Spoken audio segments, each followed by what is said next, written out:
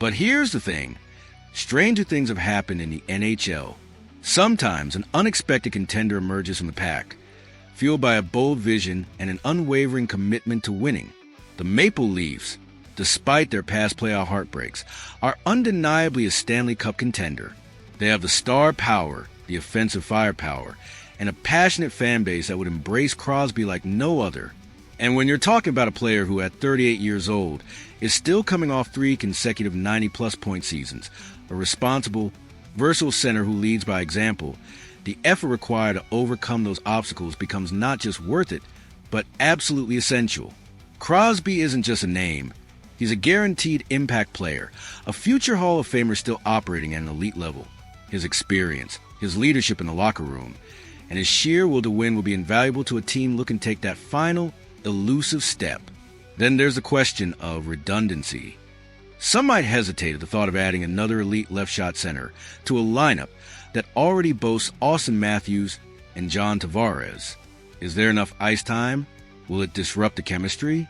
These are valid concerns, but honestly, they're the kind of good problems every general manager dreams of having. Crosby himself has expressed a willingness to shift to the wing, even playing alongside Connor McDavid in international competitions. John Tavares, as he ages, could also transition more permanently to the wing, a role he's played effectively before. The beauty of this scenario is the unparalleled flexibility it would provide.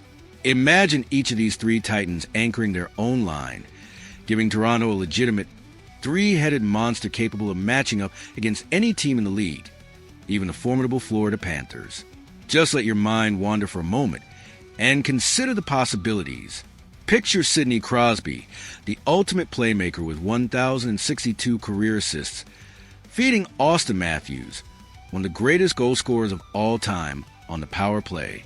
Or imagine Crosby's unparalleled creativity and puck-handling wizardry combined with the pure offensive genius of William Nylander, creating highlight reel goals every night. What about reuniting Crosby with John Tavares, 2 stars who thrive in the high-danger areas of the offensive zone, forming a veteran duo that could dissect any defense? And then there's the thought of Matthew Knies, with his size and skill, serving as a turbocharged version of Chris Kunitz, Crosby's longtime gritty winger in 2025. The sheer depth, the offensive versatility, the leadership, the relentless drive to win. It's intoxicating to even contemplate. This isn't just about acquiring a player. It's about acquiring a legacy, a winning mentality, a player who knows what it takes to hoist the cup. It's an audacious gamble, yes, but the potential reward is nothing short of legendary. The odds might be long, the path might be arduous, but the opportunity to bring Sidney Crosby to the Toronto Maple Leafs is a chance that Brad Treliving simply cannot afford to ignore. This could be the move that defines an era, the moment the Toronto Maple Leafs finally break through. So, Leafs Nation, I want to know what you think. Is this a pipe dream or a realistic, albeit challenging, possibility that the Leafs must pursue? Would you be willing to see the team pay the hefty price required to bring a player like Sidney Crosby to Toronto, even with the existing talent on the roster? Let me know your thoughts in the comments below. Share this video with every Leafs fan you know. And if you believe in the power of audacious dreams, hit that like button. We're talking about Sidney Crosby here. Folks, the conversation is just getting started. The article itself acknowledges the sheer absurdity of this notion, stating that it is extremely unlikely that the Falcons would trade Pitts to a major NFC South rival. And thank goodness for that. The unwritten rules of divisional warfare dictate that you simply do not empower your enemies with your own talent, especially not a talent like Kyle Pitts.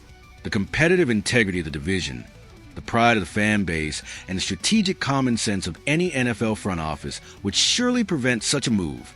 However, the lingering thought, still, if the right offer appears, Atlanta may reconsider, is enough to keep us on edge. What constitutes the right offer when it comes to a division rival? Is there any price that could justify such a betrayal?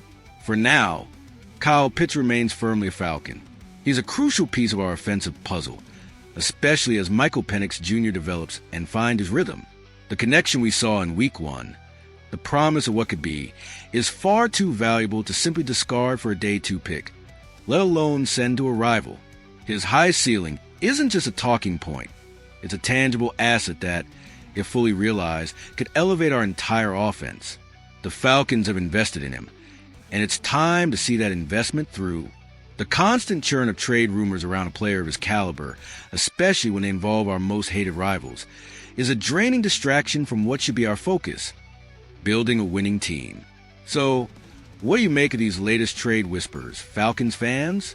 Does the idea of Kyle Pitts in a Buccaneers uniform make your blood boil as much as it does mine? Or do you believe there's a price, however astronomical, that could make sense of Falcons? Let me know your thoughts in the comments below.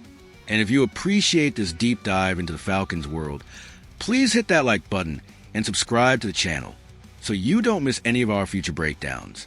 We're here for the highs, the lows, and yes, even the utterly preposterous trade speculation. Rise up, Falcons fans.